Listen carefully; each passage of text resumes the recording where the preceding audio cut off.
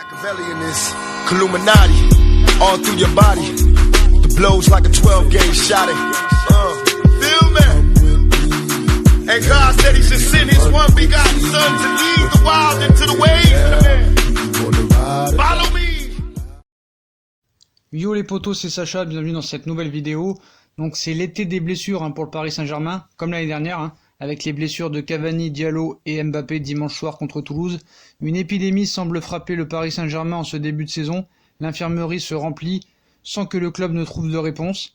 Donc dans cet été plein de turbulences que traverse le club de la capitale, l'affaire des blessés du PSG va finir par faire de la concurrence au dossier Neymar. Et Paris libéré par Choupo-Moting et aussi ce matin un Paris décimé sur le front de l'attaque. Et pas que. Aux éclopés déjà recensés que sont Herrera qui est touché au mollet, Kerrer, aponévrose plantaire du pied droit, Draxler, voûte plantaire, sont venus s'ajouter hier soir Cavani, cuisse ou haine, Diallo, pommette et Mbappé, cuisse, qui a quitté le parc appuyé sur des béquilles. Donc parmi ces nouveaux entrants, on note donc la présence de deux titulaires de l'attaque parisienne déjà amputés de Neymar, qui certes n'est pas blessé, mais n'est pas très utile au PSG ces dernières semaines. Et il ne faut pas oublier dans ce décompte Kimpembe qui se remet à peine d'une opération après une pubalgie et qui n'est pas entré en jeu contre Toulouse. Donc déjà 7 joueurs indisponibles. Donc au total, Thomas Tuchel doit donc déplorer ce matin 7 indisponibilités si on extrait Kimpembe de la liste. Ce qui est inquiétant, c'est que ce type de constat n'est pas nouveau au sein du club de la capitale. Déjà sous Laurent Blanc, les staffs techniques et médicaux s'étaient penchés sur ce problème. Mais 3 ans après le limogeage de l'entraîneur français, ces mots récurrents persistent et se sont poursuivis sous le mandat d'Unai Emery entre 2016 et 2018.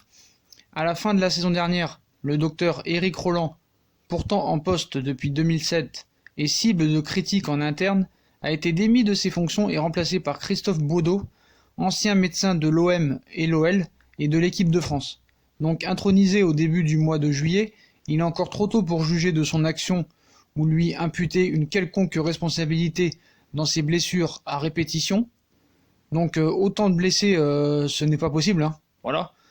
On peut en revanche constater qu'un joueur comme Cavani, blessé la saison dernière à la cuisse droite le 9 février, avait été absent pendant près de 3 mois avant de reprendre la compétition et d'enchaîner par la Copa América avec l'Uruguay jusqu'au 29 juin.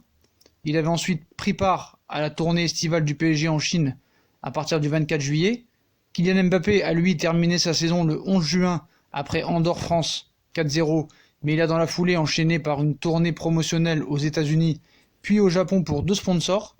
Il n'a finalement pu profiter que 2 semaines de véritables vacances. Donc Kylian Mbappé se plaint de la cuisse gauche après une accélération, il est sorti à la 63e minute. Donc les joueurs se reposent-ils assez, notamment pendant ces périodes estivales? Le PSG précipite-t-il trop le retour à la compétition de certains? Les charges de travail sont-elles adaptées et surtout cohérentes tandis que Paris a connu 3 préparateurs physiques différents depuis la saison 2015-2016?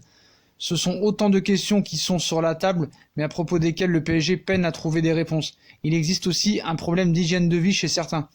Donc c'est trop, a confessé hier Thomas Tuchel en référence au nombre de joueurs indisponibles. Ce sont des blessures différentes, on cherche toujours des explications. À la fin de la saison dernière, on a cherché et on va chercher encore. Est-ce là la planification? Ce n'est pas une situation facile, on a besoin de tous les joueurs. C'est un peu trop au bout de seulement 3 matchs. Mon expérience me fait dire qu'il n'y a pas une seule explication. On ne sait jamais si on avait fait autrement, si le joueur se serait blessé ou pas. Donc voilà les potos, hécatombe de blessés. Donc comme d'habitude, si on a kiffé la vidéo, on like, on partage, on s'abonne.